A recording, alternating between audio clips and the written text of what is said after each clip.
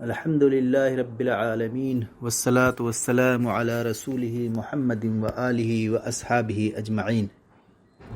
أما بعد، أعوذ بالله من الشيطان الرجيم. بسم الله الرحمن الرحيم.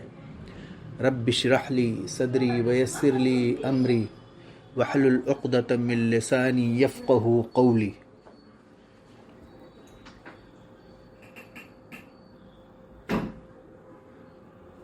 معزز خواتین و حضرات، اس سے پہلے میں نے اللہ کے رسول صلی اللہ علیہ وسلم کی ازواج مطہرات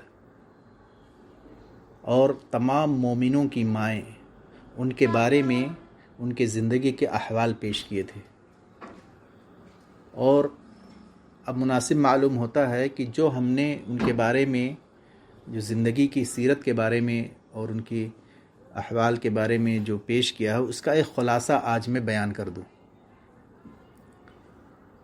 تو اللہ کے رسول صلی اللہ علیہ وسلم کا گھرانہ یا خانہ نبوت ہجرت سے قبل مکہ میں مکی زندگی تھی. تو مکہ میں جو آپ کا گھرانہ تھا وہ اللہ کے رسول صلی اللہ علیہ وسلم کی بیوی حضرت خدیجہ رضی اللہ تعالی عنہا پر مشتمل تھا. شادی کے وقت آپ کی عمر، یعنی اللہ کے رسول صلی اللہ علیہ وسلم کی عمر 25 سال تھی، اور حضرت خدیجہ رضی اللہ تعالی عنہا کی عمر 40 سال. حضرت خدیجہ رضی اللہ تعالی عنہا آپ کی پہلی بیوی تھیں، اور ان کے جیتے جی آپ نے کوئی اور شادی نہیں کی. آپ کے اولاد میں بھی حضرت ابراہیم کے علاوہ تمام صاحبزادے، یعنی تمام لڑکے اور لڑکیاں حضرت خدیجہ رضی اللہ تعالی عنہا کے بطن سے ہی پیدا ہوئی. لڑکوں میں تو کوئی زندہ نہیں بچا، البتہ لڑکیاں زندہ رہیں.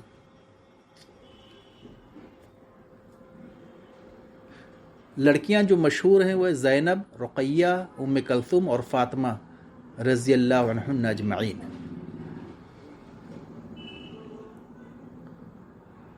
یہ تمام امت کو معلوم ہے کہ اللہ کے رسول صلی اللہ علیہ وسلم کو تمام مسلمانوں کے مقابل یہ ایک امتیازی خصوصیت حاصل تھی کہ آپ نے، اللہ تعالیٰ نے آپ کو مختلف اغراض، مختلف مقاصد کے پیش نظر 4 سے زیادہ شادیوں کی اجازت دی. اور اسی لیے جن عورتوں سے آپ نے نکاح فرمایا ان کی تعداد 11 تھی، اور جن میں سے 9 عورتیں آپ کے وفات کے وقت زندہ تھیں. یعنی جب اللہ کے رسول صلی اللہ علیہ وسلم کی وفات ہوئی تو 9 بیویاں زندہ تھیں، اور 2 بیویوں کا انتقال آپ کی زندگی میں ہو گیا تھا، یعنی حضرت خدیجہ رضی اللہ تعالی عنہا اور ام المساکین حضرت زینب بنت خزیمہ رضی اللہ عنہا.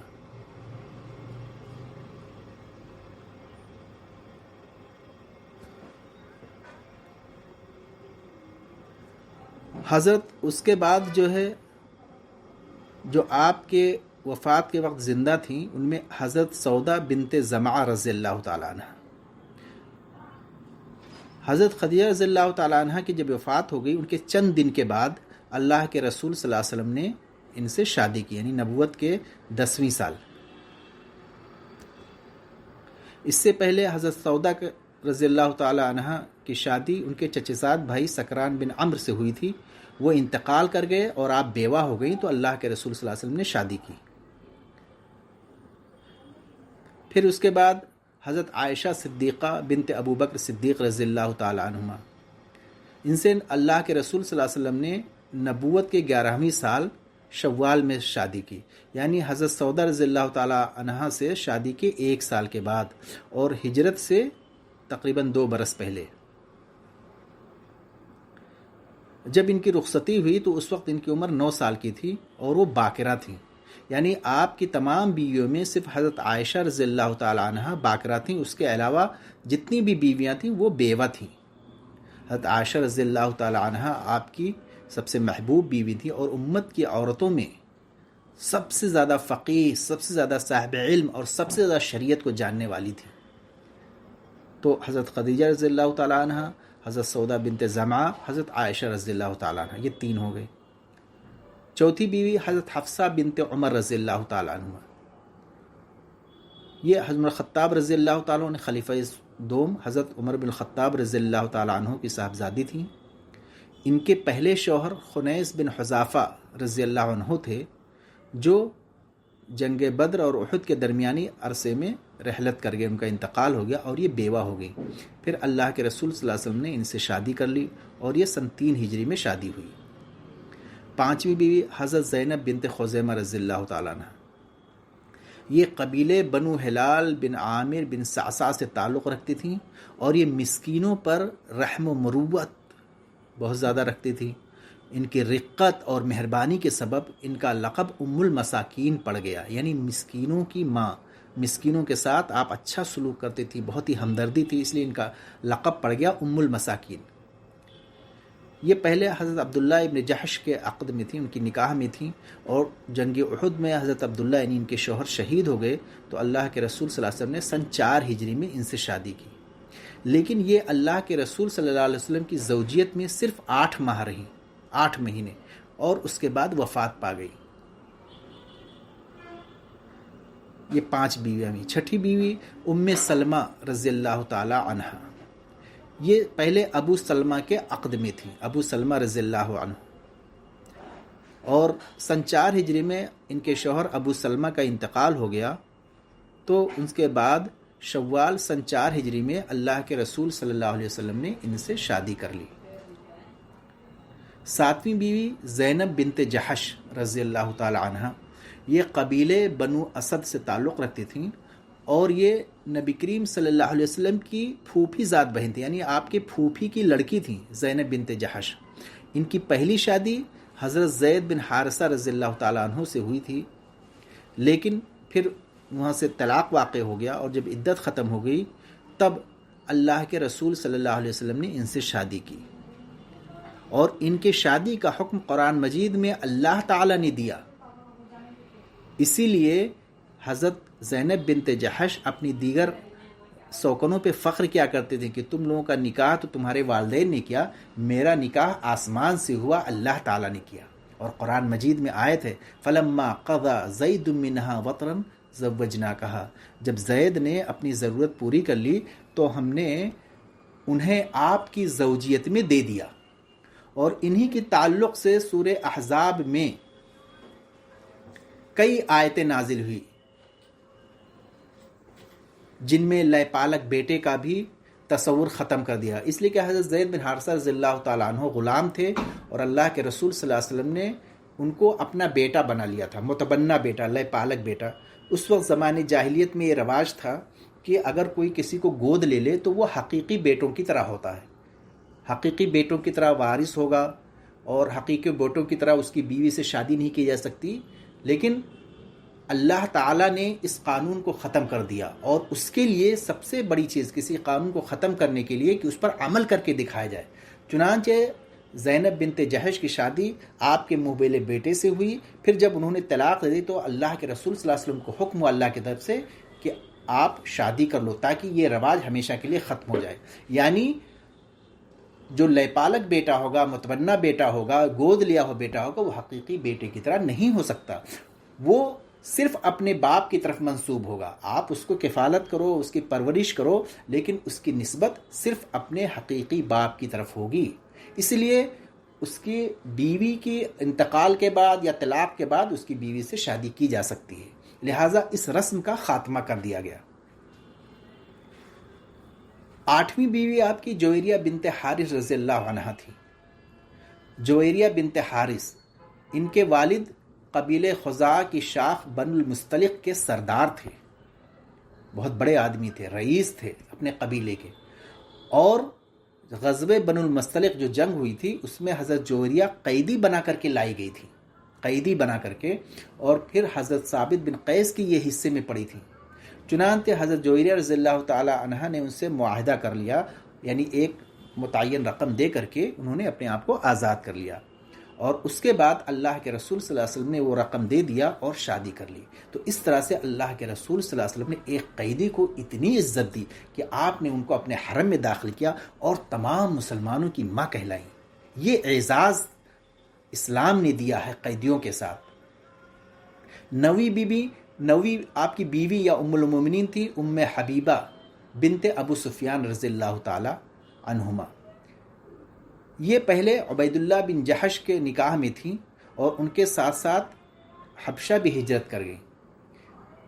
ام حبیبہ رضی اللہ تعالی عنہا نے بڑی مصیبت برداشت کیا، اس لیے کہ عبید اللہ جب وہاں گئے تو وہ مرتد ہو گئے اور عیسائی مذہب قبول کر لیا۔ ام حبیبہ رضی اللہ تعالی عنہ نے بہت سمجھایا لیکن وہ مانے نہیں، پھر ان کا اسی عیسائی مذہب پہ انتقال ہو گیا۔ چنانچہ اپنے وطن سے بہت دور حبشہ میں شوہر کا بھی انتقال ہو گیا، آپ بیار و مددگار ہو گئی، لیکن پھر اللہ کے رسول صلی اللہ علیہ وسلم نے پیغام نکاح بھیجا اور وہاں کے بادشاہ کے ذریعے آپ کا جو ہے ام حبیبہ سے نکاح ہوا، اور پھر ایک صحابی کے ساتھ انہیں مدینہ بھیج دیا گیا۔ 10ویں بیوی حضرت صفیہ بنت حیی بن اخطب رضی اللہ تعالی عنہ تھی۔ حضرت صفیہ کا باپ حیی بن اخطب یہ بہت بڑا سردار تھا، یہودیوں کا لیڈر تھا، اور یہ خیبر میں یہ بھی قید کر لی گئی تھی، قیدی تھیں، لیکن اللہ کے رسول صلی اللہ علیہ وسلم نے ان کے اسٹیٹس کو بہت زیادہ بلند کیا، انہیں اپنے لیے منتخب فرمایا اور آزاد کر کے شادی کر لی۔ یہ فتح خیبر سن 7 ہجری کا واقعہ ہے۔ 11ویں بیوی حضرت میمونہ بنت حارث رضی اللہ تعالی عنہ تھی۔ یہ ام الفضل لبابہ بنت حارث رضی اللہ عنہ کی بہن تھی۔ نبی کریم صلی اللہ علیہ وسلم نے ان سے شادی کی سن 7 ہجری میں جب آپ عمرہ قضا سے فارغ ہوئے۔ تو اس طرح سے یہ 11 بیویاں تھیں جو اللہ کے رسول صلی اللہ علیہ وسلم کے عقد نکاح میں آئیں اور آپ کی صحبت اور رفاقت میں رہیں۔ ان میں سے 2 بیویاں یعنی حضرت خدیجہ رضی اللہ تعالی عنہ اور حضرت زینب رضی اللہ تعالی عنہ، زینب بنت خزیمہ جو ام المساکین کہلاتی تھیں، ان کی وفات آپ کی زندگی میں ہوئی۔ باقی 9 بیویاں اللہ کے رسول صلی اللہ علیہ وسلم کی وفات کے بعد بھی زندہ رہیں۔ اس کے علاوہ جہاں تک لونڈیوں کا معاملہ ہے تو آپ نے 2 لونڈیوں کو اپنے پاس رکھا جو کنیز تھیں۔ ان میں سے ایک ماریہ قبطیہ رضی اللہ تعالی عنہ تھیں، جنہیں مصر کے بادشاہ مقیقس نے آپ کے پاس تحفے کے طور پر بھیجا تھا۔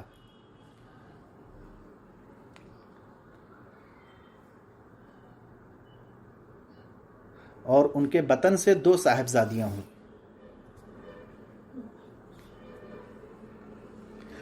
آپ کے بطن سے یعنی ماریہ رضی اللہ تعالیٰ عنہ کے بطن سے آپ کے صاحبزادے ابراہیم پیدا ہوئے جو بچپن میں انتقال کر گئے مدینہ میں۔ دوسری لونڈی ریحانہ بنت زید تھیں جو یہود کے قبیلہ بنو نذیر یا بنو قریظہ سے تعلق رکھتی تھیں، اور یہ بھی بنو قریظہ کے قیدیوں میں سے تھیں، اور اللہ کے رسول صلی اللہ علیہ وسلم نے ان کو اپنے لیے منتخب کیا۔ تو اس طرح سے 11 بیویاں اور 2 لونڈیاں اللہ کے رسول صلی اللہ علیہ وسلم کے گھرانے میں تھیں۔ اب یہاں ٹھہر ذرا بات کیجئے، ذرا ایک بات سوچئے کہ اللہ کے رسول صلی اللہ علیہ وسلم کو 4 سے زیادہ بیویوں سے شادی کرنے کی اللہ نے اجازت دی، لیکن امت کو صرف 4 تک اجازت دی کہ زیادہ سے زیادہ بیک وقت 4 بیویوں سے نکاح کر سکتے۔ اس کی وجہ کیا ہے؟ اس پر بہت سے دشمنان اسلام تنقید کرتے ہیں اور اللہ کے رسول صلی اللہ علیہ وسلم پر کیچڑ اٹھاتے ہیں۔ ذرا سوچئے کہ اللہ کے رسول صلی اللہ علیہ وسلم نے جب پہلی شادی کی اس وقت آپ عین جوانی کے عالم میں تھے، یعنی آپ کی 25 سال عمر تھی، اور آپ نے کس سے شادی کی؟ جو بیوہ تھیں، 3 شوہروں سے بیوہ تھیں، اور ان کی عمر 40 سال تھی، یعنی گویا کہ آپ سے 15 سال بڑی تھی۔ آپ سوچئے کہ آپ نے اپنی جوانی کے پرجوش، پرقوت اور عمدہ ایام تقریباً 30 برس تک صرف ایک بیوی پر آپ نے اکتفا کیا، اور وہ بھی ایسی بیوی جو تقریباً بڑھیا تھی، یعنی پہلے حضرت خدیجہ رضی اللہ تعالیٰ عنہ، پھر حضرت سودا رضی اللہ تعالیٰ عنہ، دونوں بیوہ تھیں اور دونوں کی عمر زیادہ تھی۔ تو کیا کوئی ایسا تصور کر سکتا ہے کہ آپ نے اپنی پوری جوانی کے ایام ان معزز خواتین کے ساتھ گزار دیے جن کی عمر زیادہ تھی؟ تو کیا بعد میں آپ کے اندر اس قدر جنسی خواہش پیدا ہو گئی کہ آپ کو پیدر پہ 9 شادیاں کرنی پڑی؟ ہرگز نہیں، بلکہ آپ ذرا غور کریں تو ایک عقل مند آدمی یہ سوچنے پر مجبور ہو جائے گا کہ اللہ تعالیٰ نے جو آپ کو 11 بیویوں کے ساتھ شادی کرنے کی جو اجازت دی، اس کی بہت ہی معقول وجہ تھی، اور اس کے بہت ہی اہم مقاصد تھے جو عام شادیوں کے جو مقصد ہوتے ہیں اس سے بہت ہی عظیم اور بہت ہی جلیل القدر تھے۔ اس کی وضاحت اس طرح سے سمجھیے کہ آپ نے حضرت عائشہ رضی اللہ تعالیٰ عنہ سے شادی کی، وہی صرف باقرہ تھی، باقی سب بیوہ تھیں، اور حضرت حفصہ رضی اللہ تعالیٰ عنہ سے شادی کی، اور ان دونوں کے باپ، ان دونوں کے والد جو تھے، حضرت عائشہ رضی اللہ تعالیٰ عنہ کے والد حضرت بکر صدیق رضی اللہ تعالیٰ عنہ تھے، اور حضرت حفصہ کے والد حضرت عمر فاروق رضی اللہ تعالیٰ عنہ تھے۔ اور جانتے ہیں کہ ان دونوں کا اسلام کے شروع میں کتنا زبردست تعاون رہا ہے، کتنا زبردست اسلام کو پھیلانے میں ان کا زبردست حصہ رہا ہے۔ تو اللہ کے تعالیٰ نے ان کی بیٹیوں سے شادی کر کے گویا کہ ایک رشتے میں قائم کر دیا، ایک رشتے مساہرت جس کو کہتے ہیں، ایک رشتے میں قائم کر دیا، یعنی وہ دونوں آپ کے سسر ہو گئے۔ اس طرح سے خلیفہ ثانی اور خلیفہ ثالث یعنی حضرت عثمان رضی اللہ تعالیٰ عنہ اور حضرت علی رضی اللہ تعالیٰ عنہ، ان دونوں سے آپ نے اپنی دونوں بیٹیوں کی شادی کر دی، ان کو بھی اپنے رشتے میں جوڑ لیا، اور ان چاروں بزرگوں سے اس طرح سے اللہ تعالیٰ نے آپ کے تعلقات کو مضبوط کر دیا، کیونکہ یہ چاروں بزرگ ایسے ہیں جنہوں نے اسلام کے مشکل مراحل میں اپنے جان اور مال کی قربانی دی۔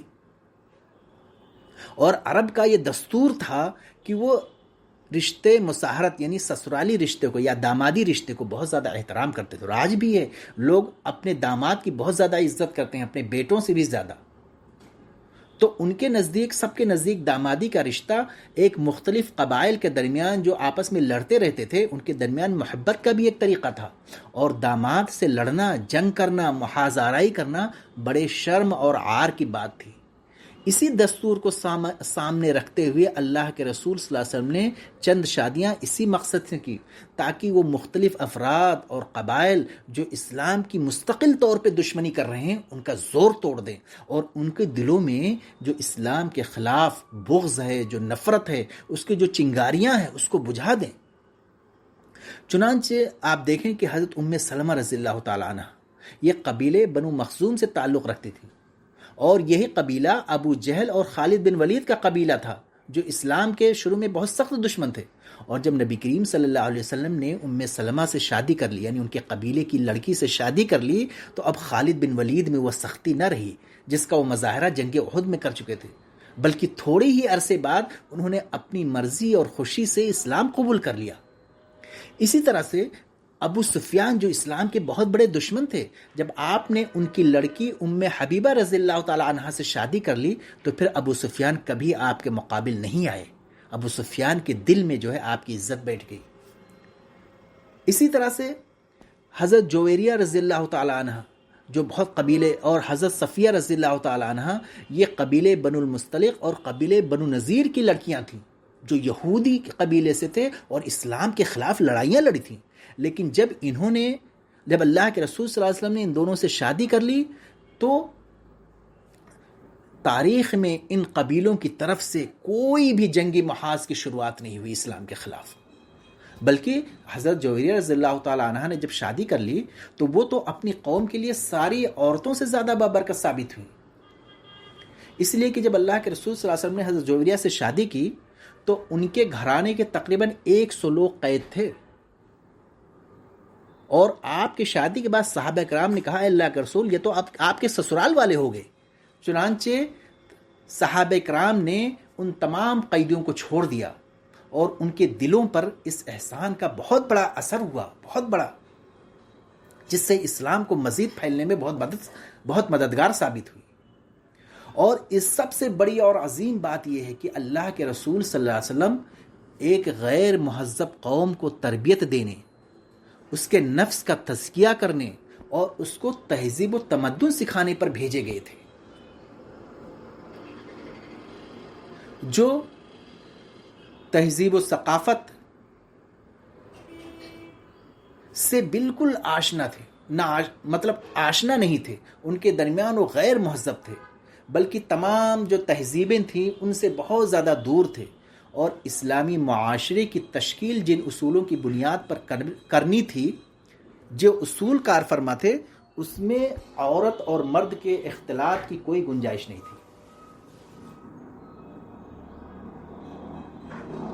لہذا ان تمام اصولوں کی پابندی کرتے ہوئے کہ بھئی عورت اور مرد میں اختلاط کی گنجائش نہیں ہے، پردے کا حکم نازل ہو چکا تھا، تو پھر کیسے عورتوں کو اسلام کی باتیں سکھائی جائیں، شریعت کی اصول کیسے سکھائے جائیں. تو ان تمام اصولوں کی پابندی کے لیے ضروری تھا کہ اللہ کے رسول صلی اللہ علیہ وسلم کے حرم میں عورتوں کی تعداد زیادہ، اس لیے کہ مرد براہ راست عورتوں کی تربیت نہیں کر سکتے تھے، ان کو براہ راست سکھا نہیں سکتے تھے، لہٰذا ان کی تعلیم و تربیت بھی مردوں سے کوئی کم تو نہیں تھا. جتنا مرد کو اسلام کی باریکیوں کو، اسلام کے احکامات کو سیکھنا ضروری ہے، اتنی عورت پر بھی ضروری ہے کہ اسلام کے احکامات کو سیکھے اور اس پہ عمل کرے. لہٰذا اس کا طریقہ صرف یہ تھا کہ اللہ کے رسول صلی اللہ علیہ وسلم کو اللہ تعالیٰ نے اجازت دی کہ آپ مختلف عمر میں اور مختلف لیاقت کی، مختلف صلاحیت کی اتنی عورتوں کو منتخب کر لیں جو اس مقصد کے لیے کافی ہوں، پھر انہیں آپ تعلیم و تربیت دیں. اس لیے کہ جب اللہ کے رسول صلی اللہ علیہ وسلم کی براہ راست بیویاں بن گئی تو ان کو براہ راست سیکھنے کا موقع ملا. اللہ کے السلام نے ان کو تعلیم و تربیت دی، ان کا تزکیہ نفس فرمائے اور ان کو احکام شریعت سکھلائے، اور اس طرح سے ان کو اسلامی تہذیب اور اسلامی ثقافت سے اس طرح آراستہ کرے کہ وہ دیہاتی، شہری، بوڑھی، جوان، ہر طرح کی عورتوں کی تربیت کر سکیں اور انہیں شریعت کی مسائل سکھا سکیں. اسی طرح سے عورتوں میں تبلیغ کے لیے یہ مہم کافی فائدہ مند ثابت ہوئی. چنانچہ ہم دیکھتے ہیں کہ نبی کریم صلی اللہ علیہ وسلم کے جو گھریلو حالات تھے، آپ گھر میں کس طرح رہتے تھے، ان کے حالات کو امت تک پہنچانے کا صحرا زیادہ تر انہی امہات المومنین کے سر ہے. بالخصوص وہ امہات المومنین جنہوں نے طویل عمر پائی، جنہوں نے لمبی عمر پائی. مثال کے طور پر حضرت عائشہ رضی اللہ تعالیٰ عنہ، کہ آپ نے اللہ کے رسول صلی اللہ علیہ وسلم کے تمام افعال اور اقوال کو خوب روایت کی کہ اللہ کے رسول صلی اللہ علیہ وسلم گھر میں کیسے رہتے تھے، کھانا پکاتے وقت کیسے رہتے تھے، عورتوں کے ساتھ آپ کا سلوک کیسا تھا، باہر نکلتے تھے تو کیسا تھا. یہ تمام چیزیں خوب بیان کی اور تمام عورتیں حضرت عائشہ رضی اللہ تعالی عنہا سے اپنے مسائل پوچھتی تھیں. اسی طرح سے نبی کریم صلی اللہ علیہ وسلم کا ایک نکاح ایک جاہلی رسم کو توڑنے کے لیے بھی عمل میں آیا تھا، جو عرب معاشرہ میں بہت پشتہ پشت سے چلی آ رہی تھی اور بہت مضبوط ہو چکی تھی. وہ رسم یہ تھا کہ جو ہم نے بتایا بھی کہ کسی کو جب وہ منہ بولا بیٹا بنا لیتے تھے تو ان کو وہی حقوق حاصل ہوتے تھے جو حقیقی بیٹے کو حاصل ہوتی تھی. پھر یہ دستور اس قدر جڑ پکڑ چکا تھا عرب معاشرے میں کہ اس کا مٹانا آسان نہیں تھا، لیکن یہ اسلام کے اصول سے ٹکراتا تھا جو اسلام نے نکاح، طلاق، میراث اور دوسرے چیزوں میں متعین فرمایا تھا. اس لیے یہ اصول جو تھا جاہلیت کا، یعنی لے پالک بیٹے کا، یہ بہت سارے مفاسد اور بہت سارے فواحش بھی لیے ہوئے تھا، اور اس سے معاشرے کو پاک کرنا اسلام کا اولین مقصد تھا. چنانچہ اس جاہلی رسم کو توڑنے کے لیے اللہ تعالیٰ نے نبی کریم صلی اللہ علیہ وسلم کی شادی حضرت زینب بنت جحش سے فرما دی، جو آپ سے پہلے حضرت زید رضی اللہ تعالیٰ عنہ کے عقد میں تھیں اور جو اللہ کے رسول صلی اللہ علیہ وسلم کے متبنہ یعنی منہ بولے بیٹے تھے. دونوں میں نباہ مشکل ہو گیا تو حضرت زید نے طلاق دینے کا ارادہ کر لیا، اور یہ وہ وقت تھا جب تمام کفار مکہ اللہ کے رسول صلی اللہ علیہ وسلم کے خلاف محاذ آرا تھے اور جنگ خندق کے لیے جمع ہونے کی تیاری کر رہے تھے. چنانچہ حضرت زید نے جب طلاق دے دی تو اللہ کے رسول صلی اللہ علیہ وسلم کو اللہ تعالی نے حکم دیا کہ ان سے شادی کرو تاکہ یہ جاہلی رسم مٹ جائے کہ کوئی بھی لے پالک بیٹا یا گود لیا ہوا بیٹا وہ حقیقی بیٹے کی طرح نہیں ہو سکتا، بلکہ وہ غیر محرم ہی رہے گا.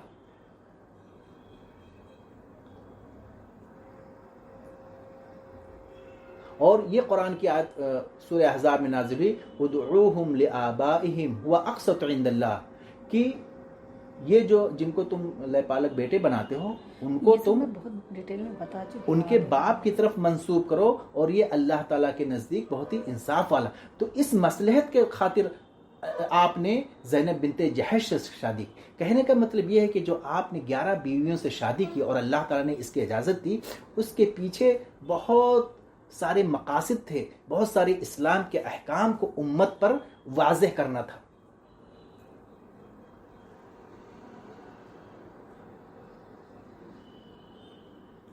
اسی طرح سے اس کے پیچھے بہت مخصوص مقاصد تھے جس کی وجہ سے شادی کے تعداد کے سلسلے میں اتنی وسعت دی اللہ کے رسول صلی اللہ علیہ وسلم کو جو کسی اور کو نہیں دی گئی.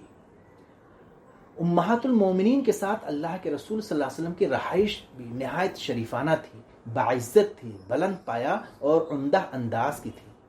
اسی طرح سے ازواج مطہرات بھی شرف، قناعت، صبر، تواضع، خدمت اور ازدواجی حقوق کی نگہداشت کا مرقع تھی، یعنی آپ کے اندر قناعت اور صبر بھری ہوئی تھی۔ اور یہ پوری امت کو یہ پیغام دیا کہ اگر ایک سے زیادہ بیویاں ہوں یا ایک ہوں تو کس طرح سے قناعت، صبر اور تواضع اپنے اندر لایا جائے۔ چنانچہ نبی کریم صلی اللہ علیہ وسلم بڑی روکھی پھیکی اور سخت زندگی گزار رہے تھے، جسے برداشت کرنا دوسروں کے بس کی بات نہیں ہے۔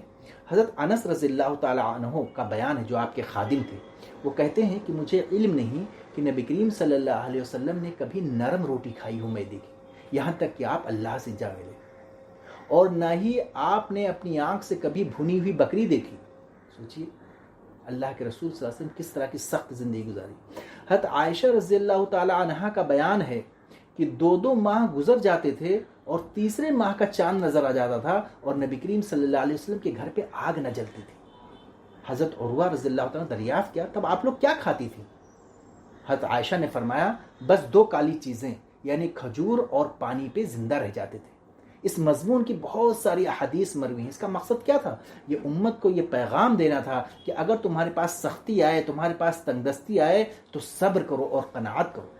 ان تمام تنگی اور ترشی کے باوجود ازواج مطہرات سے کوئی بھی ایسی حرکت صادر نہ ہوئی جو لائق عتاب ہو۔ اس طرح سے انہوں نے صبر کیا۔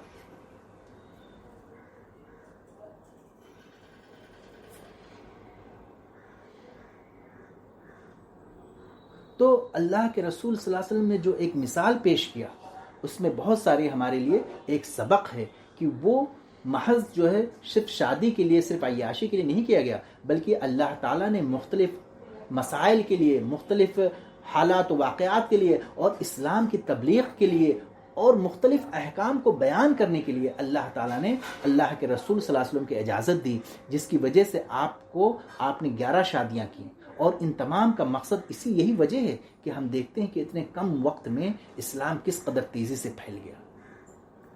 صرف 23 سال کا عرصہ آپ کو ملا اور اس مدت میں اسلام عرب سے نکل کر کے عجم میں بھی پھیلنے لگا۔ اس کی وجہ کیا تھی؟ کہ آپ کو جو ساتھی ملے، آپ صحابہ کرام، یہاں تک کہ آپ کی بیویاں، ازواج مطہرات، امہات المومنین، سب نے اسلام کی تبلیغ کے لیے بہت زیادہ کوششیں کی۔ تو یہ ایک مقصد ہے، اور جس پہ یورپ اعتراض کرتے ہیں اس کا سب سے بڑا جواب یہ ہے کہ اللہ کے رسول صلی اللہ علیہ وسلم نے اپنے جوانی کے بہترین ایام جو ہے صرف ایک بیوی پہ اکتفا کیا، اور اس کے بعد مختلف حالات کے ساتھ اسلام کے جو دشمن تھے ان کا کمر توڑنے کے لیے اور ان کو بڑھنے کے آپ نے شادی کی اور اللہ تعالیٰ نے اجازت دی۔ تو یہ تھی 11 بیویاں اور 2 لونڈیاں، جن کا ہم نے خلاصہ بیان کر دیا۔ اب اس کے بعد جو ہے آپ کی لڑکیوں کا تذکرہ آتا ہے۔ ان میں سب سے پہلی ہیں حضرت زینب رضی اللہ تعالی عنہ۔ یہ حضرت زینب رضی اللہ تعالی عنہ اللہ کے رسول صلی اللہ علیہ وسلم کی سب سے بڑی صاحبزادی تھی، اور ان کی والدہ حضرت خدیجہ رضی اللہ تعالی عنہ تھی۔ حضرت زینب اللہ کے رسول صلی اللہ علیہ وسلم کے نبی بنانے سے تقریباً 10 سال پہلے پیدا ہوئی، اور نبی کریم صلی اللہ علیہ وسلم کی اس وقت عمر 30 برس تھی، اور ان کی شادی جو ہے کم سنی میں ہو گئی تھی انہی کے خالہ زاد بھائی ابو العاص بن ربیع سے ان کی شادی ہوئی ہے زینب رضی اللہ تعالی عنہا کی۔ اور جب اللہ کے رسول صلی اللہ علیہ وسلم منصب رسالت پر فائز ہوئے، یعنی جب نبی بنائے گئے، تو اسی کے ساتھ ساتھ حضرت زینب بھی فوراً ایمان لے آئیں، یعنی حضرت خدیجہ رضی اللہ تعالیٰ عنہ ایمان لے آئیں، اور پھر ان کی بیٹی حضرت زینب رضی اللہ تعالیٰ عنہ بھی ایمان لے آئیں۔ جب اللہ کے رسول صلی اللہ علیہ وسلم نے اسلام کا اعلان کیا تو کفار مکہ نے بہت زیادہ ظلم ڈھانا شروع کر دی۔ اللہ کے رسول صلی اللہ علیہ وسلم، آپ کے خانوادے کے اوپر، اللہ کے رسول صلی اللہ علیہ وسلم کی 2 اور صاحبزادیاں حضرت رقیہ، حضرت ام کلثوم، یہ ابو لہب کے 2 بیٹوں کی نکاح میں تھی، اور ابو لہب نے کہا ارے یہ تو محمد نیا پیغام لایا ہے، اسے طلاق دے دو۔ چنانچہ ان کے دونوں لڑکوں نے آپ کی 2 بیٹیوں کو طلاق دے دی، یعنی حضرت رقیہ اور ام کلثوم رضی اللہ تعالیٰ عنہ۔ ابو العاص بن ربی یعنی جو حضرت زینب رضی اللہ تعالی عنہا کے شوہر تھے، ان کو بھی کفار مکہ نے بہت اکسایا، لیکن انہوں نے صاف انکار کر دیا۔ وہ ایمان تو نہیں لائے اس وقت، لیکن انہوں نے کہا نہیں میں طلاق نہیں دوں گا۔ وہ حضرت زینب کو بہت زیادہ چاہتے تھے اور ان سے بہت اچھا سلوک کرتے تھے۔ اللہ کے رسول صلی اللہ علیہ وسلم بھی ابو العاص کے اس طرز عمل کی ہمیشہ تعریف کرتے تھے۔ اتنی شرافت اور نیک نفسی کے باوجود بھی ابو العاص اس وقت اسلام نہیں لائے تھے، یہاں تک کہ اللہ کے رسول صلی اللہ علیہ وسلم ہجرت کر کے مدینہ تشریف لے گئے۔ اس وقت حضرت زینب مکہ میں رہ گئی، یعنی اپنے شوہر کے ساتھ۔ اس وقت یہ آیت نہیں نازل ہوئی تھی کہ کوئی مسلم غیر مسلم کے انڈر میں نہیں رہ سکتا، اسی لیے حضرت زینب تو مسلمان ہو گئی تھی، لیکن ابو العاص مشرک تھے۔ ابو العاص ان کے شوہر مشرک تھے اور وہ مکہ میں تھے۔ جب اللہ کے رسول صلی اللہ علیہ وسلم مدینہ ہجرت کر گئے تو یہ واقعہ سنیے، بہت ہی ہمارے لیے اس میں حکمت، بہت ہی نصیحت ہے۔ حضرت زینب رضی اللہ تعالی عنہا نے بہت ساری مصیبتیں برداشت کی۔ چنانچہ جب اللہ کے رسول صلی اللہ علیہ وسلم مدینہ تشریف لے گئے تو اس کے 2 سال کے بعد جنگ بدر واقع ہوا، یعنی کفار اور مشرکین کے درمیان جنگ ہوئی، اور مشرکین کی طرف سے ان کے شوہر بھی تھے، یعنی زینب رضی اللہ تعالی عنہا کے شوہر ابو العاص مشرکین کی طرف سے تھے۔ اور جب جنگ ختم ہو گئی تو مسلمانوں نے بہت سے مشرکوں کو قید کر لیا، ان میں ابو العاص بھی تھے، ان میں حضرت زینب رضی اللہ تعالیٰ کے شوہر یعنی اللہ کے رسول صلی اللہ علیہ وسلم کے داماد قیدیوں میں ہیں، جنگ بدر کے قیدیوں میں۔ اور جب مکہ والوں نے یہ خبر سنی تو قیدیوں کے قرابت داروں نے اللہ کے رسول صلی اللہ علیہ وسلم کے پاس کچھ پیسے بھیجے فدیہ لے کر کے کہ بھئی یہ فدیہ لے لیجئے اور یہ ہمارے قیدیوں کو چھوڑ دیجئے۔ تو اس وقت حضرت زینب رضی اللہ تعالیٰ نے اللہ کے رسول صلی اللہ علیہ وسلم کی بیٹی نے اپنا ہار بھیجا مسلمانوں کے پاس کہ میرے شوہر کو اس کے بدلے چھوڑ دیجئے۔ اور وہ ہار، وہ جب اللہ کے رسول صلی اللہ علیہ وسلم نے وہ ہار دیکھا تو آپ جذباتی ہو گئے۔ کیوں؟ اس لیے کہ وہی ہار تھا جو آپ نے حضرت خدیجہ رضی اللہ تعالی عنہا کو دیا تھا، اور حضرت خدیجہ رضی اللہ تعالی عنہا نے اپنی بیٹی زینب کو دیا تھا شادی کے وقت۔ تو اللہ کے رسول صلی اللہ علیہ وسلم نے جب وہ ہار دیکھا تو اپنی آپ کی بیٹی یاد آ گئی۔ چنانچہ آپ کے جذبات کو دیکھتے ہوئے صحابہ کرام نے وہ ہار نہیں لیا اور ایسے ہی ان کو چھوڑ دیا ابو العاص کا، اور اس کا فدیہ یہ ہے، یعنی ہار نہیں لیا اس لیے کہ ان کی ماں کی نشانی تھی، اللہ کے رسول صلی اللہ علیہ وسلم کی بیوی حضرت خدیجہ رضی اللہ تعالیٰ عنہ کی نشانی تھی اور زینب کی ماں کی نشانی تھی۔ ہار نہیں لیا اور ابو العاص کو چھوڑ دیا اس شرط پہ کہ وہ مکہ جا کر کے حضرت زینب کو مدینہ بھیج دیں گے فوراً۔ چنانچہ حضرت ابو العاص نے یہ شرط قبول کر لی، اور وہ جب مکہ پہنچے رہا ہو کر کے تو زینب کو اپنے چھوٹے بھائی یعنی کنانا کے ساتھ حضرت زینب کو مکہ سے روانہ کر دیا، مکہ سے مدینہ کی طرف۔ لیکن جب کفار کو یہ خبر ملی تو انہوں نے ان کا تعاقب کیا اور راستے میں بہت زیادہ ستایا، ان کو آنے نہیں دے رہے تھے، یہاں تک کہ حضرت زینب رضی اللہ تعالی عنہا زخمی ہو گئی۔ حضرت زینب رضی اللہ تعالی عنہا زخمی ہو گئی۔ حضرت ابو العاص کو یعنی ان کے شوہر کو حضرت زینب رضی اللہ تعالیٰ سے بہت محبت تھی، چنانچہ حضرت زینب جب مدینہ چلی گئیں تو بہت بے چین رہنے لگے اور اشعار پڑھتے تھے ان کی یاد میں۔ اور جب حضرت زینب وہاں پہنچی مدینہ تو اللہ کے رسول صلی اللہ علیہ وسلم نے کہا کہ دیکھو زینب نے بہت زیادہ تکلیفیں برداشت کی ہیں، زینب نے اسلام کی راہ میں بہت زیادہ تکلیفیں برداشت کی ہیں، اور اللہ کے رسول صلی اللہ علیہ وسلم کو یاد کرتے تھے۔ ان کے شوہر پھر ابو العاص جو تھے وہ بڑے تجربہ کار اور دیانت دار تھے، چنانچہ وہ ایک بار تجارتی قافلے کی طرف شام جا رہے تھے ابو العاص کفار مشرکین کے ساتھ، لیکن مجاہدین جو تھے یعنی اسلام کے مجاہدین وہ دیکھے چونکہ حالت جنگ میں تھے مسلمان، تو وہ ان قافلوں کو روک کر کے ان کے مال پورا چھین لیا اور یہاں اللہ کے رسول سے اور کچھ لوگوں کو قید بھی کر لیا۔ چنانچہ وہ تمام مال لے کر کے یہاں پر آئے مدینے میں، اور پھر حضرت ابو العاص نے حضرت زینب رضی اللہ تعالی عنہ کے شوہر بھی اس قافلے میں تھے، چنانچہ وہ مدینہ پہنچے اور انہوں نے زینب یعنی اپنی بیوی سے کہا کہ مجھ کو پناہ دے دو. چنانچہ حضرت زینب رضی اللہ تعالی عنہ نے ان کو پناہ دے دی. اور جب اللہ کے رسول صلی اللہ علیہ وسلم نے یہ بات سنی تو صحابہ کرام کو بلایا، ان سے مشورہ کیا، کہا دیکھو ابو العاص بھاگ کر کے آئے ہیں اور زینب نے ان کو پناہ دے دی ہے، اگر تم چاہو تو تم بھی پناہ دے سکتے ہو. یہ اللہ کے رسول صلی اللہ علیہ وسلم کا اپنے صحابہ کرام کے ساتھ سلوک تھا. کوئی چیز آپ امپوز نہیں کرتے تھے بلکہ مشورہ کرتے تھے. صحابہ کرام نے کہا اللہ کے رسول ہم ایسا کیسے کر سکتے ہیں، آپ کہیں اور ہم بات نہ مانیں. چنانچہ انہوں نے ابو العاص کو پناہ دے دی اور ان کا مال بھی واپس کر دیا. جو کفار مشرکین کا مال لے کر کے آئے تھے وہ واپس کر دیا ابو العاص کو. چنانچہ ابو العاص جو ہے وہ پورا مال لے کر کے مکہ پہنچے اور جن جن کا مال تھا ان کے حوالے کیا، ان کا امانت کیا. اور پھر انہوں نے کہا خدا کی قسم اگر میں چاہتا تو میں مدینہ میں اسلام قبول کر لیتا، لیکن میں نے اس وقت یہ اس لیے اسلام نہیں قبول کیا کہ تم لوگ کہتے کہ زبردستی میں اسلام قبول کیو. سبحان اللہ. بتائیے اللہ کے رسول صلی اللہ علیہ وسلم کے داماد مسلمانوں کے قید میں ہیں، اس کے باوجود بھی ان کو مجبور نہیں کیا گیا اسلام قبول کرنے کے لیے. یہ اسلام کی رواداری ہے، یہ اسلام کا ٹالرنس ہے.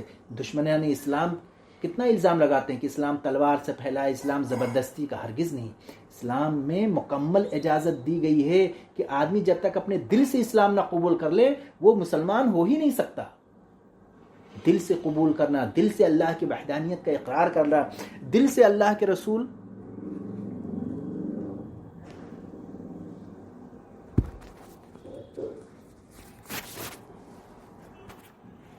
تو ذکر یہ چل رہا تھا کہ حضرت ابو العاص جب پہنچے مکہ میں اور امانتیں ان لوگوں کے حوالے کیا جن کا وہ لے کر کے تجارت کے لیے شام گئے تھے، تو انہوں نے کہا کہ اگر میں چاہتا تو اس وقت مسلمان جو ہے، لیکن میں اس وقت مسلمان، لیکن اب تم لوگ سن لو کہ اب میں مسلمان ہوتا ہوں. اشہد اللہ الہ الا اللہ و اشہد ان محمد عبدہ و رسولہ. انہوں نے کفار مکہ کے سامنے مکہ میں اسلام قبول کیا اور انہوں نے کہا کہ اگر میں اس لیے نہیں قبول کیا کہ تم لوگ مجھے خائن نہ سمجھو پہلے، اور یہ کلمہ شہادت پڑھا اور اس کے بعد ہجرت کر کے مدینہ منورہ تشریف لے آئے. یہ محرم 7 ہجری کا واقعہ تھا. چنانچہ حضرت زینب رضی اللہ تعالی عنہ مدینہ میں تھیں اور حضرت ابو العاص مکہ میں تھے، اور مسلمان ہو کر کے جب مدینہ پہنچے تو اللہ کے رسول صلی اللہ علیہ وسلم نے اسی پہلے نکاح پر ان کو ابو العاص کے ساتھ واپس کر دیا، گویا کہ وہ پھر اپنے شوہر کے ساتھ وہ مل گئیں. لیکن اس کے بعد حضرت زینب رضی اللہ تعالیٰ عنہ 1.5 سال زندہ رہی ہوں گی، یعنی سن 8 ہجری میں حضرت زینب رضی اللہ تعالیٰ عنہ کا انتقال ہو گیا. حضرت ام ایمن، حضرت سودا رضی اللہ تعالیٰ عنہ اور حضرت ام سلمہ رضی اللہ تعالیٰ عنہ نے اللہ کے رسول صلی اللہ علیہ وسلم کی ہدایات کے مطابق میت کو غسل دیا، اور جب غسل سے فارغ ہوئیں تو نبی کریم صلی اللہ علیہ وسلم کو اطلاع دیا اور آپ نے اپنا تہبند عنایت فرمایا اور ہدایت کی تبرک کے طور پہ، اور ہدایت کی کہ اسے کفن کے اندر پہنا دو. نماز جنازہ یعنی حضرت زینب رضی اللہ تعالیٰ عنہ کا نماز جنازہ اللہ کے رسول صلی اللہ علیہ وسلم نے خود پڑھائی. ان کے شوہر ابو العاص نے قبر میں اتارا.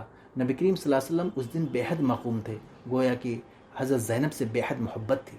حضرت عائشہ رضی اللہ تعالیٰ عنہ روایت کرتی ہیں کہ اللہ کے رسول صاحب نے فرمایا زینب میری سب سے اچھی لڑکی تھی جو میری محبت میں ستائی گئی، یعنی مکہ سے مدینہ آتے ہوئے بہت زیادہ تکلیفیں برداشت کی. حضرت زینب کے ایک صاحبزادے تھے اور ایک لڑکی تھی جن کا نام امامہ تھا. یہ وہی لڑکی ہیں امامہ رضی اللہ تعالیٰ عنہ کی جب وہ چھوٹی تھیں تو اللہ کے رسول صلی اللہ علیہ وسلم نماز میں جب جاتے ان کو اپنے کندھے پہ بٹھا لیتے تھے، ان کو کھلاتے تھے.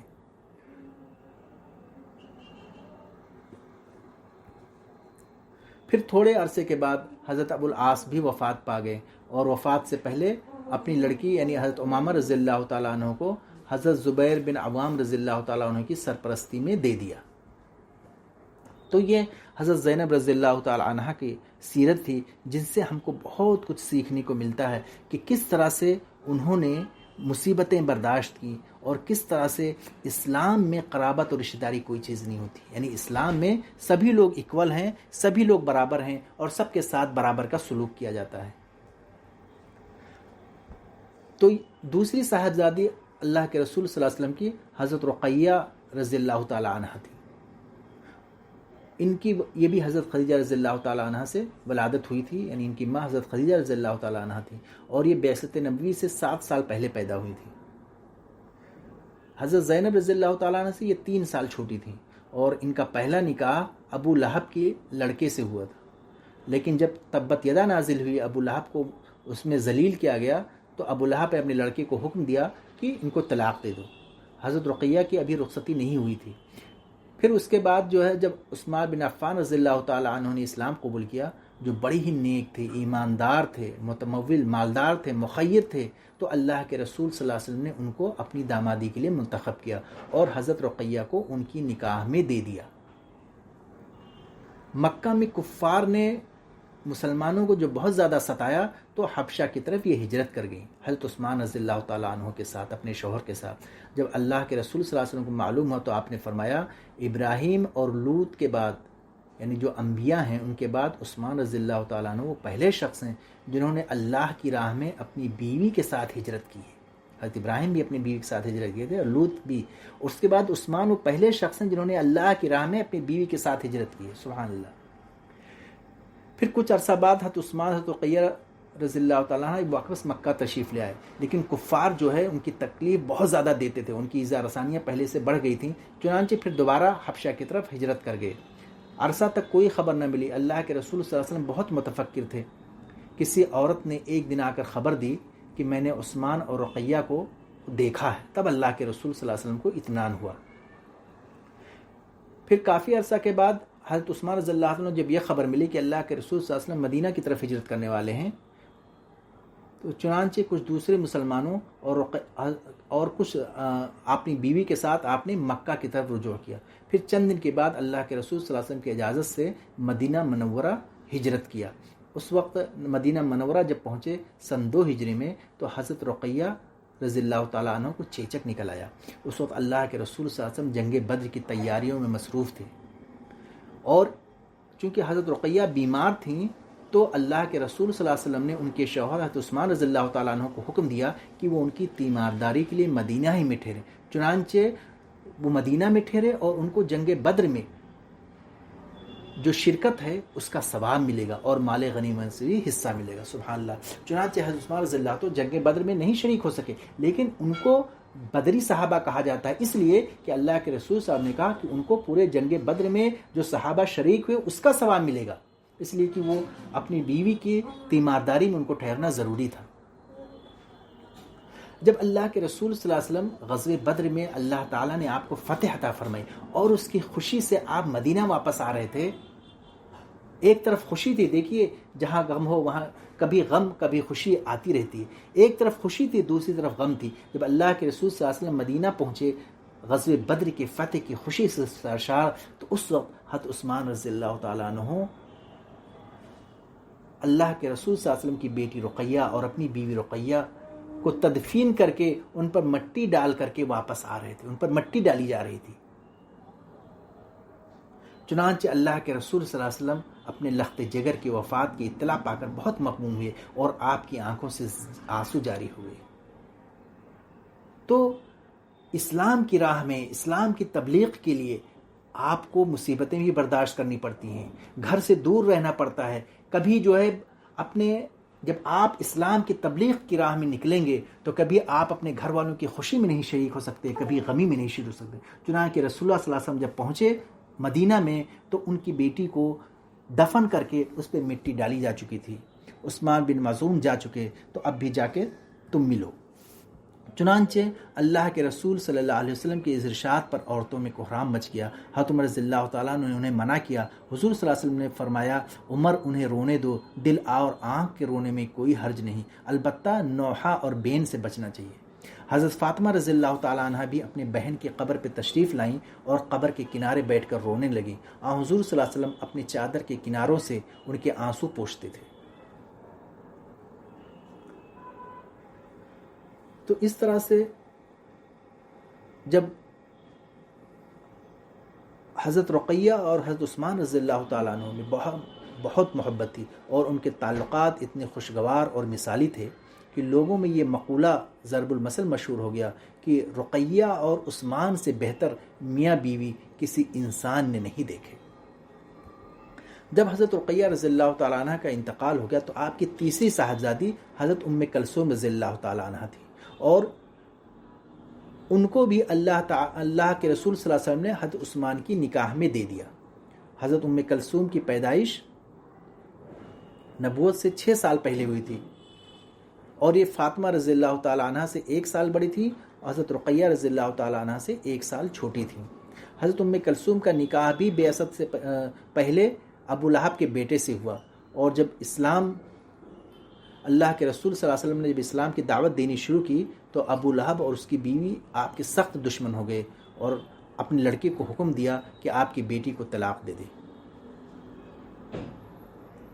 چنانچہ حضرت ام کلثوم رضی اللہ تعالی عنہ کا طلاق ہو گیا، اور اس کے بعد جب حضرت رقیہ رضی اللہ تعالیٰ کا انتقال ہو گیا تو حضرت عثمان کو رقیہ کی وفات سے بہت زیادہ صدمہ پہنچا، بہت زیادہ مغموم تھے۔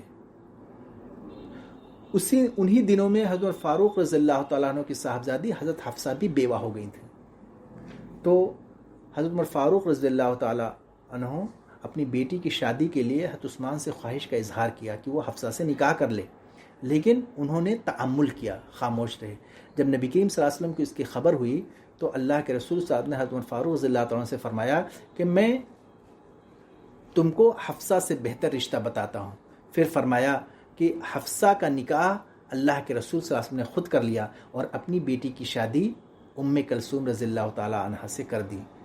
تو اس طرح سے حفصہ کو بہتر شوہر مل گیا، یعنی عثمان رضی اللہ تعالیٰ عنہ سے بہتر شوہر مل گیا، اور حضرت عثمان رضی اللہ تعالیٰ عنہ کو حفصہ سے بہتر بیوی مل گئی، یعنی ام کلثوم رضی اللہ تعالیٰ عنہ جو اللہ کے رسول صلی اللہ علیہ وسلم کی بیٹی تھی۔ حضرت ام کلثوم رضی اللہ تعالیٰ عنہ کا نکاح اللہ کے رسول صلی اللہ علیہ وسلم نے خود پڑھایا، اور اس وقت اللہ کے رسول صلی اللہ علیہ وسلم نے ارشاد فرمایا، کیا ارشاد فرمایا؟ انہوں نے کہا کہ اللہ تعالیٰ نے جبریل کے ذریعے مجھے حکم بھیجا ہے، سبحان اللہ، جبریل کے ذریعے مجھے حکم بھیجا ہے کہ اپنی بیٹی ام کلثوم کو اسی مہر پہ نکاح کر دوں عثمان سے جو رقیہ کے مہر تھا، سبحان اللہ۔ تو یہ گویا کہ کتنے خوش نصیب تھے لوگ کہ اللہ تعالیٰ آسمان میں ان کی نکاحیں ہو رہی تھی، اللہ تعالیٰ کے حکم کے بعد، اللہ تعالیٰ کی ارشاد کے بعد، اللہ تعالیٰ کے فرشتوں کے ذریعے ان کا پیغام آ رہا ہے کہ اللہ کے رسول صلی اللہ علیہ وسلم سے کہا گیا کہ ام کلثوم کا نکاح حضرت عثمان رضی اللہ تعالیٰ عنہ سے کر دو، اسی مہر پہ جو حضرت رقیہ رضی اللہ تعالیٰ عنہ کا تھا۔ چنانچہ حضرت ام کلثوم رضی اللہ تعالیٰ عنہ کا نکاح حضرت عثمان رضی اللہ تعالیٰ عنہ سے ہو گئی، اور اسی وجہ سے آپ کو ذو النورین کہا جاتا ہے، 2 نور والا۔ گویا کہ اللہ کے رسول صلی اللہ علیہ وسلم کی بیٹیاں 2 نور تھیں، حضرت رقیہ رضی اللہ تعالیٰ عنہ اور حضرت ام کلثوم رضی اللہ تعالیٰ عنہ، اور ان دونوں کے شوہر کو ذو النورین کہا گیا۔ یہ فضیلت اور یہ جو فضل ہے یہ بہت کم لوگوں کے حصے میں آئی کہ نبی کی 2 بیٹیاں کسی شخص کے نکاح میں ہوں۔ اس نکاح کے بعد ام کلثوم رضی اللہ تعالیٰ عنہ صرف 6 سال زندہ رہیں، اور شعبان 9 ہجری میں آپ کی وفات ہو گئی۔ آپ کے غسل اللہ کے رسول صلی اللہ علیہ وسلم کی ہدایت کے مطابق صفیہ رضی اللہ تعالیٰ عنہ اور ام عطیہ اور حضرت اسماء نے آپ کو غسل دیا۔ اللہ کے رسول صلی اللہ علیہ وسلم نے کفن کے لیے اپنی چادر دی، اللہ کے رسول صلی اللہ علیہ وسلم نے خود نماز جنازہ پڑھائی، اور اللہ کے رسول صلی اللہ علیہ وسلم کو ان کی وفات سے بڑا صدمہ پہنچا، قبر کے پاس بیٹھے تو اشک بار ہو گئے۔ اللہ تعالیٰ تو یہ حضرت ام کلثوم رضی اللہ تعالیٰ عنہ کی سیرت، مختصر سیرت کے بارے میں ہم تمام لوگوں نے سنا۔ اللہ تعالیٰ سے دعا ہے کہ تمام خواتین جو اسلام کی خواتین ہیں ان کے نقش قدم پر چلنے کی توفیق عطا فرمائے، اور ہماری جو غلطیاں ہیں اللہ تعالیٰ ان کے اندر اصلاح کر دے، ہمارے جو فرگزاشتے ہیں اللہ تعالیٰ ان کو دور کر دے، ہمارے اندر اصلاح کر دے، ہمارے معاشرے کو اچھا کر دے، میاں بیوی کے درمیان تعلقات کو اچھا کر دے، اور ہم کو اسلام پہ چلنے کی توفیق عطا فرمائے، ہمارے غلطیوں کو معاف فرما دے۔ وآخر دعوانا ان الحمد للہ رب العالمین۔